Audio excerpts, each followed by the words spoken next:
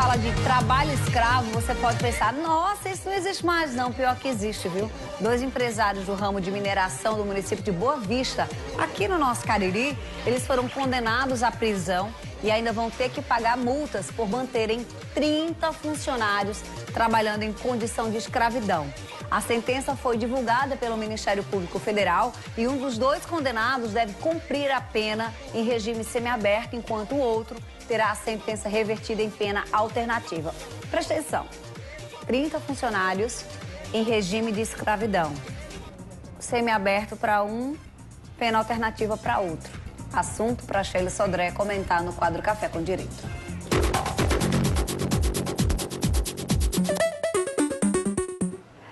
Ô, Sheila, a gente fala de trabalho escravo, é como eu falei mesmo no início. Parece que é uma coisa tão distante, né? Mas não é. Quando vem uma notícia como essa, nossa, tá aqui no Cariri, pertinho da gente. E a gente não imagina.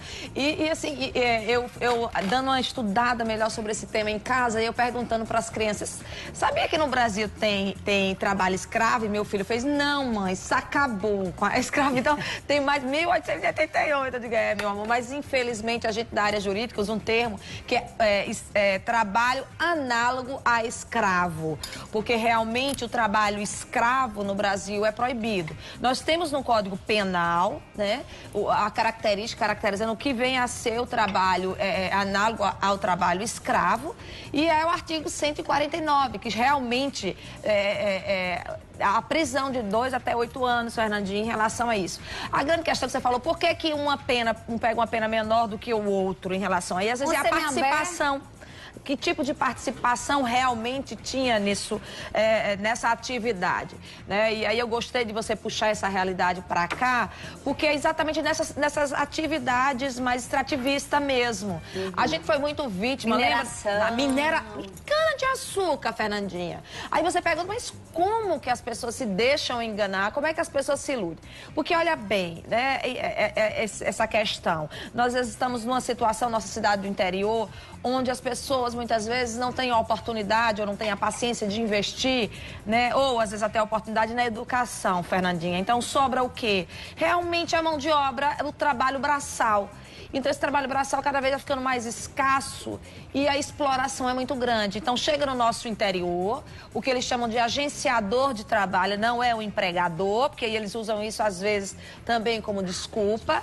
E ele chega no interior da gente, o nosso interiorzão da Paraíba imenso, e oferece emprego, trabalho.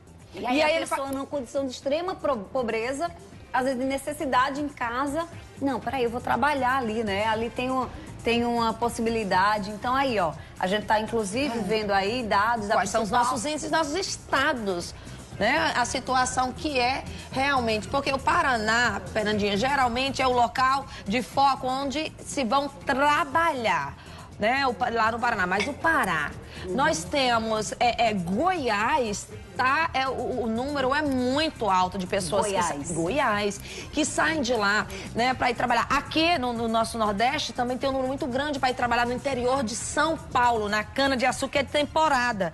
Então as pessoas saem daqui, ele chega para conseguir o trabalhador, ele diz que ele vai ter um salário muito bom, né? Não, você não pode, você vai, é só por temporada, você passa 6 meses, que é a época da safra, 4 meses, e aí você com esse dinheiro, você, né, volta para casa, dando uma estrutura melhor à família. Aí promete-me uma coisa. Aí o que é um trabalho escravo? Ele não está acorrentado. Ele não vai estar acorrentado, né? As correntes são outras. As correntes é uma corrente psicológica, porque o primeiro ato de quando você viaja do interior, de uma cidadezinha nossa aqui para ir trabalhar, a pessoa já não tem muita instrução. Então ele é fácil de ser manipulado. Então ele vai, retém a documentação, a moradia, o lugar, ele não tem o menor saneamento. Não é só aquelas beliches com os espaçozinhos que a gente vê às vezes em filme chinês, né, na China, aqueles espaçozinhos pequenininhos. Às vezes não tem mesmo onde dormir, tá? É no chão mesmo, todo mundo se joga, aquele tanto trabalhador no chão, num galpão, misturado. Às vezes o banheiro é um banheiro coletivo, não é nem coletivo, é no mato mesmo. E você tem a água para beber, às vezes é água de poço, que eles mesmos têm que... Então, assim, há situações em que, de janeiro para cá, por exemplo, algumas algumas libertações, que eles chamam até esses termos, o pessoal do Ministério Público do Trabalho, eles chamam esse termo, é uma libertação. Porque a pessoa está ali sem poder sair com a documentação presa, o salário deles, às vezes eles ficam retendo o salário e às vezes a despesa da alimentação. Isso. Não, mas peraí, você vai receber, sei lá, um salário mínimo, 880, mas aqui, ó, vou descontar o lugar, o alojamento, vou descontar aqui a comida, vou descontar aqui a água, a pessoa fica com R$200. Análogo, trabalho análogo à escravidão. Então ele vai ficando preso a isso, ele não tem nem depois como sair, voltar para o seu interior. E às vezes aumentando dívida também, né, exatamente, Sheila? vai A gente tem ali essa tela, me dá ela cheia para que a gente possa entender o que é que a gente tá vendo ali, que é são mais o ciclo vicioso da escravidão contemporânea, gente. Isso, olha aí, gente. A gente pensa que não, mas um ponto bem interessante que a gente vai ver lá na frente são as próprias confecções, Fernandinha. As mulheres que trabalham nessas confecções também, uma carga de horário. Olha bem, gente, quando a gente fala que o trabalho é análogo a escravo, que é uma carga horária exaustiva, não é médico tem uma carga exaustiva, dentista, várias profissões, advogados e outras profissões, jornalista que não tem nem feriado, tem que estar cobrindo pauta, tem um trabalho muitas vezes extensivo, mas tem qualidade de vida no sentido que lhe envolve todo o seu trabalho. É diferente do que a gente está vendo, que a gente está chamando de trabalho análogo. A pessoa não tem hora de parar, ele não para, é muito cíclico. Ele tem que trabalhar de manhã até tarde da noite, porque às vezes, normalmente são trabalhos esporádicos, né? São temporários. Mineração, como esse exemplo aqui no nosso estado da Paraíba. Uma vez ou outra você encontra, por exemplo, eu não uso tal marca de roupa, porque fora do Brasil foi apreendido, foi libertada. Grandes marcas, viu? Crianças trabalhando em então assim, poxa, o Brasil tem uma sina, tem uma mancha muito feia em relação ao trabalho análogo a escravo? Não. Nós somos bem vistos, Fernandinha, porque nós temos uma legislação muito... Você fala assim, mas nós temos uma legislação e um trabalho muito mais severo. A gente é até referência em relação a isso, porque a gente está atrás, é contra, mas, não incentiva. Quando eu digo as grandes marcas, na China, e inclusive... eu vi agora recente, inclusive no Fala Brasil, eles em São Paulo... trabalhando os imigrantes, né? Era um pessoal que vinha da Coreia, da Coreia, enfim, de outros lugares, e que estavam trabalhando num quartinho, eles moravam, era para uma grande marca de jeans, e eles estavam... Gente, era uma situação. E eles tinham que fazer isso porque eram imigrantes, não dominavam a língua, não tinham condições, estavam aqui, enfim. É isso mesmo. Olha como você vê como se parece com a nossa realidade do interior. E assim, eu digo isso porque eu sou da cidade do interior. Então, é uma cidade pequena, onde todo mundo quer emprego, precisa trabalhar. E a mão de obra é exatamente para esse tipo de trabalho. Às vezes é trabalhar na lavoura, na mineração, né? Porque não tem tantas opções. Então, às vezes, você submete mesmo. Então, qual é o papel do programa e desse quadro aqui? Né? É para alertar, justamente quando aparecer esses agenciadores, procurar o máximo possível de referência, entendeu? Porque assim, você fica muito vulnerável quando você sai do seu local e vai com pessoas às vezes desconhecidas, morar em outro lugar, sem ter a menor referência, para depois voltar para mesmo hoje em dia às vezes nem com a tecnologia voltar porque não tem o dinheiro, né? Não tem, ele segura mesmo. Verdade. Até vir uma denúncia, até o Ministério Público interferir numa relação dessa, você já foi explorado, você já está com certa dívida. Aí eu pergunto, quando há um crime desse tipo, qual é muitas vezes a argumentação, né, do outro lado, né, que fica, poxa, mas pelo menos está dando emprego. Como se isso fosse uma vantagem, você dá um emprego numa situação e dessa forma, né, que é uma exploração. E ser escravo não é possuir o outro, não é como a gente tinha antigamente, ser dono do outro, né, mas é você tratar o outro como coisa. Quando você coloca e você dá condições para essa pessoa trabalhar e são condições desumanas, é mais ou menos isso. Você iguala o ser humano a uma coisa que você usa, como muitas vezes você usa uma máquina, você usa um carro e você não dá manutenção, você não cuida, você está pouco selecionando, você larga seu seu carro e aí vai. Às vezes a comparação é essa com o ser humano, quando você utiliza esse trabalho. E os empregadores, nesses casos específicos, né, pesquisando, vendo qual era as defesas já jurídicas, era exatamente, eu não conhecia, eu não sabia, eu contratei uma terceirizada, mas a responsabilidade é subsidiária, muitas vezes é objetiva. Você, quando contrata alguém para fazer serviço de terceirização, você tem que conhecer, tem que buscar informações. Sabe, você é responsável pelo empregador. Internet, né? Exatamente. Você de casa que, inclusive, quiser participar do nosso papo, pode, viu? 3216-5115 é o nosso telefone aqui para você. Às vezes você tá numa casa, por exemplo, Sheila, essas pessoas que trazem as meninas mais novas do interior para trabalhar, às vezes, como babá em casa, mas não dá esse nome, diz assim, venha morar comigo, né? Você não, eu lhe ajudo lá em casa.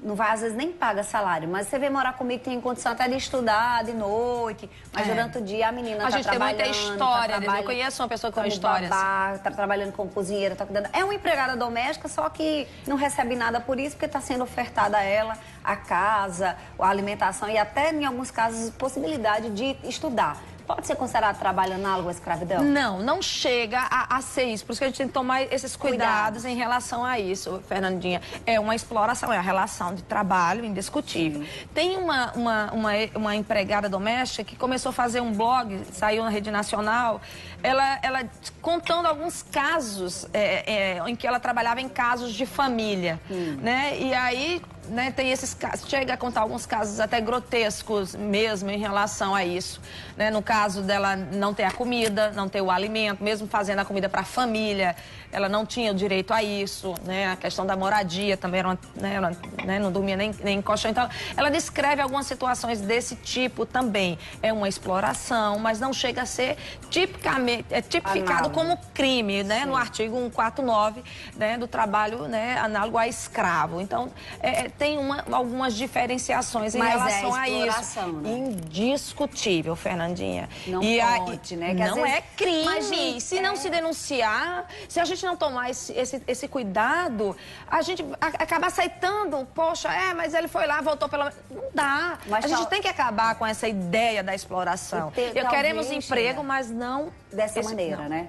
Mas talvez alguém esteja assim, assistindo o programa dizendo, puxa, mas eu dei a possibilidade, ela veio pra cá, ela no interior não tinha possibilidade nenhuma, eu trouxe aqui pra minha casa, tô dando alimentação, só tô pedindo em troca uma ajuda pra casa, né? Ainda tá As condições têm que ser bem claras. Mas as condições têm que ser estabelecidas, né, Clara? Como eu brinco muito com aquela sua frase, o que é combinado não dá errado.